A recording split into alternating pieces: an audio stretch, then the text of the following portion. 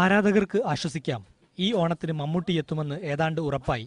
മലയാളത്തിലും കന്നഡയിലുമായി ഒരുങ്ങുന്ന അദ്ദേഹത്തിന്റെ ചരിത്ര സിനിമ ശിക്കാരി ഓണത്തിന് പുറത്തിറക്കാനായി അണിയറയിൽ ഒരുക്കങ്ങൾ സജീവമായി.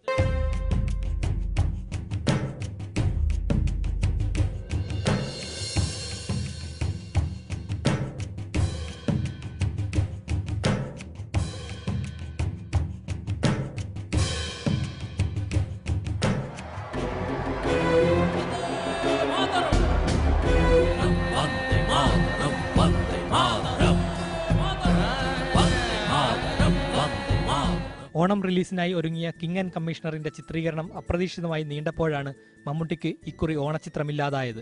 ചരിത്രവും വർത്തമാനവും ഇഴചേരുന്ന ശിക്കാരിയിൽ ഇരട്ട വേഷത്തിലാണ് മമ്മൂട്ടി എത്തുന്നത്.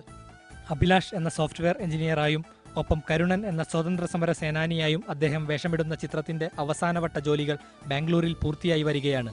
മലയാള പതിപ്പിൽ ഇന്നസെന്റ്, സുരേഷ് കൃഷ്ണ, ടിനി ടോം തുടങ്ങിയവരും അഭിനയിക്കുന്നുണ്ട്.